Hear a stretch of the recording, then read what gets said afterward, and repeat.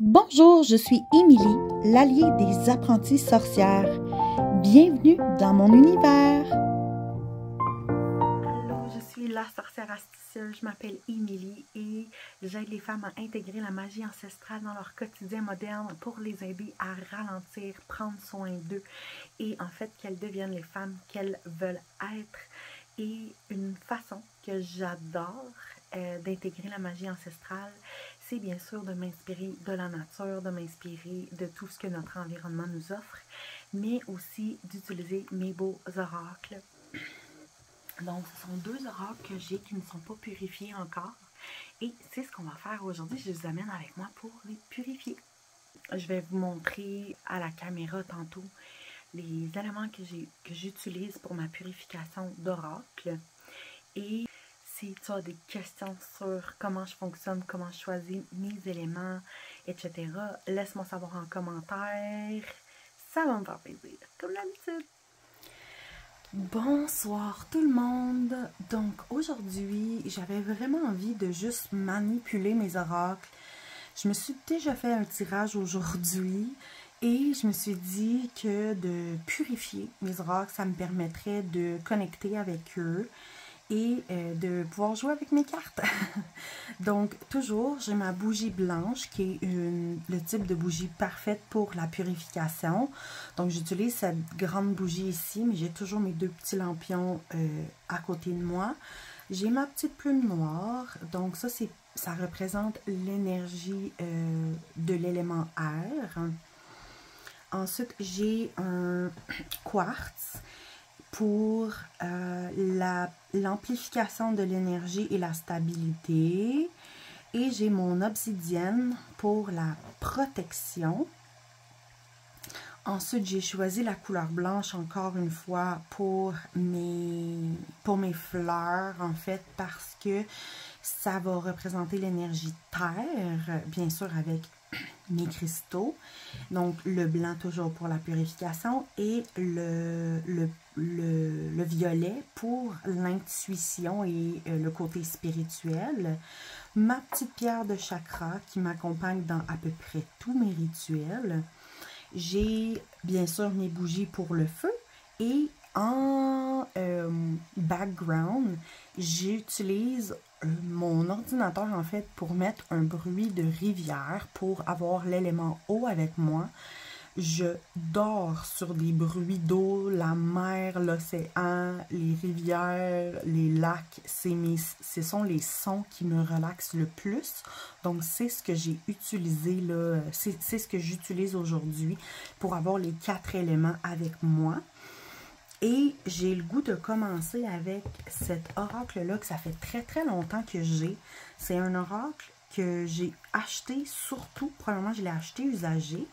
Je l'ai acheté surtout pour étudier en fait les fleurs parce que le guide est vraiment bien fait.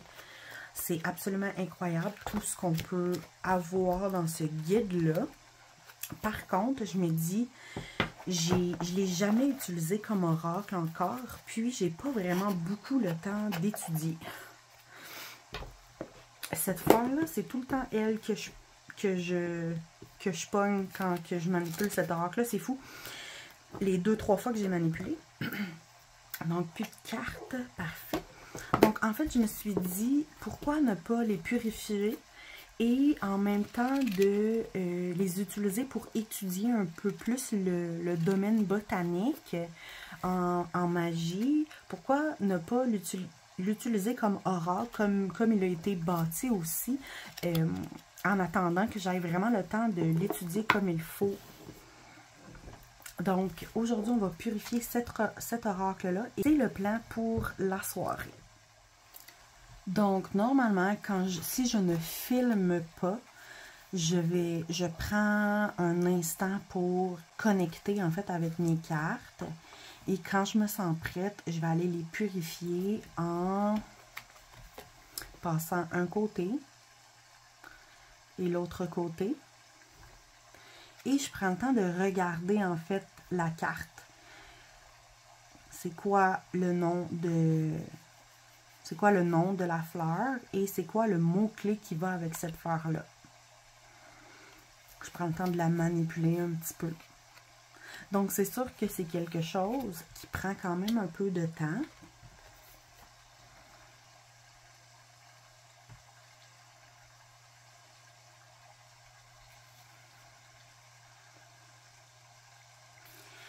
C'est vraiment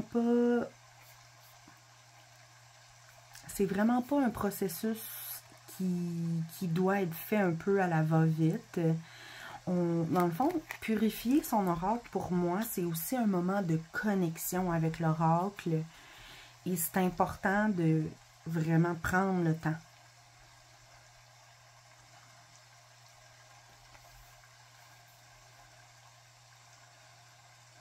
Et je remarque que toutes les cartes ont de la couleur, mais aussi du blanc et noir.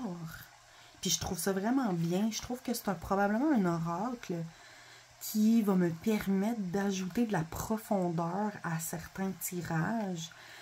Probablement un oracle qui va aller vraiment bien avec plusieurs autres oracles quand je veux mélanger les oracles. Parce que, en fait, quand on veut mélanger certains oracles puis faire des tirages qui comprennent, soit ça peut être pour les oracles ou pour le tarot, ben c'est ça que visuellement on essaye qu'il y ait une cohésion entre les oracles qu'on choisit. Puis je me dis, ça, c'est le genre d'oracle qui va pouvoir se pairer avec beaucoup des autres oracles que j'ai. Parce que c'est quand même des cartes qui sont assez épurées. Donc c'est vraiment bien. Je vous reviens une fois que j'ai terminé de purifier mon oracle avec mes commentaires. Donc, j'ai purifié les cartes. J'ai envie de juste manipuler les cartes, mettre mon énergie encore plus haut. Patience. Oh, c'est un beau message. Je vais juste tirer les cartes. Ça nous permet de connecter avec notre oracle. Ça nous permet de voir comment les cartes se manipulent. Est-ce que ça se brasse bien comme ça? Il y en a qui sont super bons à brasser, là. Je sais pas comment on appelle ça, là, mais comme ça, ma mère est capable de faire ça. Moi, je suis incapable de faire ça vraiment, là, pour que ça soit efficace, là. Jugez-moi pas pour une carte ancienne, mais... On va sortir une dernière petite carte après.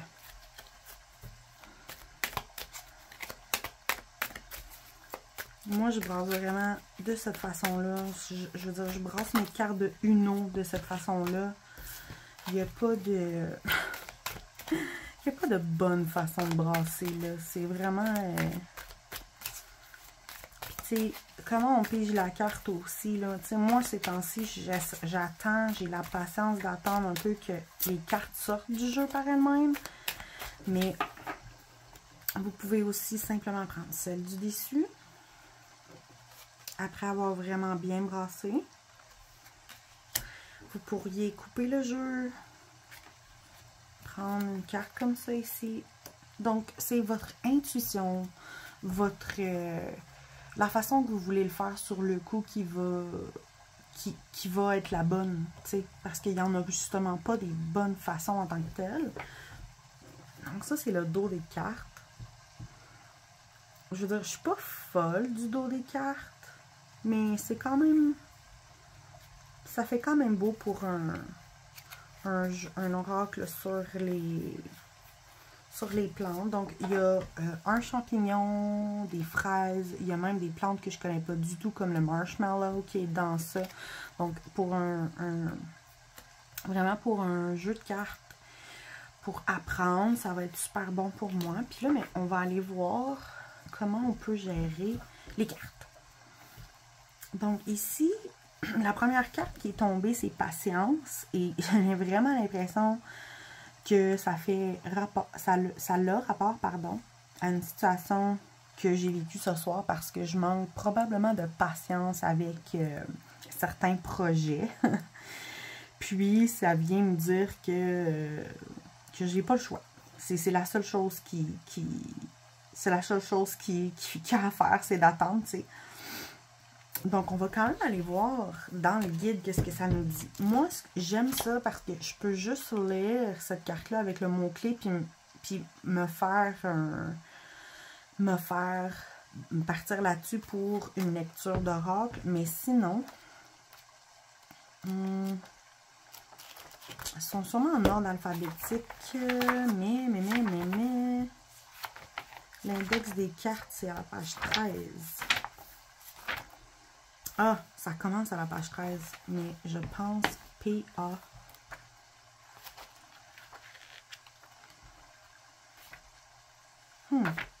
Ah, c'est parce que c'est pas patience, ça va aller avec le T. Truth Lily. Donc ici, j'adore ça parce qu'on a la carte en fait en gros, en couleur. Les pages sont pas en papier normal, elles sont comme en papier ciré. Là, on a quand même tout ça pour nous parler de la plante. Mais j'ai vraiment hâte de voir qu'est-ce que ça nous dit. Alors ici, ça nous dit quand ça pousse, où ça pousse, est-ce que c'est comestible? Ah, donc c'est fou parce que les fleurs des Truth Lily vont prendre jusqu'à 4 à 7 ans avant d'avoir les premières fleurs. Donc la plante va pousser. Mais ça va prendre 4 à 7 ans avant qu'il y ait actuellement des fleurs qui vont apparaître sur la plante. Donc, c'est pour ça que, comme c'est long, c'est pour ça que le mot-clé de cette carte-là est patience. Et j'aime savoir d'où vient le mot-clé. Pourquoi est-ce que cette plante est liée à ce mot-clé-là? On nous dit que cette plante a aussi une relation vraiment d'interdépendance avec les fourmis. Donc, c'est pour ça que cette carte fait aussi référence, en fait, à la communauté, aux relations qu'on bâtit, à la confiance. Et que cette confiance-là, qu'on peut avoir dans les relations ou en communauté, comme cette fleur comme la relation de cette fleur avec les fourmis, bien, ça peut pas se bâtir en un jour. Bien, ça prend de la patience, ça prend du temps. Donc, encore une fois, le mot patience qui revient. Et il y a même une relation au 8 de damier dans le tarot. Donc, ça nous donne une carte de tarot. Je ne sais pas s'ils font ça pour chacune, on va aller voir, mais c'est le fun de voir. Moi, je ne connais pas le tarot encore, mais si je connaissais le tarot, ça pourrait m'aider, en fait, à me rappeler un peu l'énergie de cette plante-là en me disant « Ah oui, c'est vrai, ça, c'est le 8 de damier, dans le fond. » Ça nous lie aussi au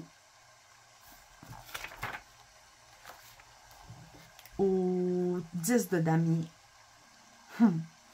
Tu veux peut-être que les choses arrivent maintenant, mais parfois le chemin lent est le seul chemin. Oh là là, ben c'est vraiment une carte qui m'a parlé. Donc c'était pas l'objectif ce soir de me faire un tirage en tant que tel, mais voyez-vous, cette carte-là, c'est une carte qui est sortie tout de suite en brassant les cartes. C'est pas moi qui l'ai choisie, elle est sortie. Elle voulait vraiment venir me dire un message. Puis c'est drôle parce que ça répond exactement à la situation que j'ai vécue, puis à la frustration que j'ai, que les choses vont pas assez vite. Aïe, aïe, aïe, c'est drôle au bout. Une chose que j'aimerais ça parler, parce que je viens de lire sur cette plante-là, en anglais c'est nettle, je sais pas en français c'est quoi, mais on dit que on parle de beaucoup de bénéfices que cette plante-là peut avoir. On peut même faire du thé de cette plante-là, mais en même temps, un paragraphe après, on parle que cette plante-là peut causer la mort et que ça peut même paralyser notre mâchoire, dépendamment de comment on la rencontre et ce qu'on fait avec. Donc, tu sais, je trouve ça quand même assez drôle. Je prendrais ce guide pour vraiment ce que c'est-à-dire apprendre sur les plantes, mais même s'il y a des choses qui sont comestibles, à part peut-être les fraises, là, je veux dire, les fraises, c'est tel que tel, mais personnellement, même si on me dit que je peux me faire du thé avec ça, j'oserais pas tant. C'est un petit commentaire, une petite impression quand même assez drôle que je trouve là, par rapport à par rapport à ça, puis j'imagine que ça va nous donner aussi les conditions pour toutes les plantes, si c'est comestible ou pas, mais honnêtement, faites attention à ce que vous faites avec des plantes sauvages, on sait jamais qu'est-ce qui peut arriver, donc juste au cas où, je préfère faire une petite clarification là-dessus. Je vais continuer de m'amuser un peu avec cet oracle-là. J'espère que ça vous a plu. Si tu veux continuer d'avoir des belles vidéos de rituels, de purification, d'oracles, de trucs de sorcière, aime la vidéo, partage avec des femmes spirituelles autour de toi et abonne-toi surtout à la chaîne. On se dit à bientôt!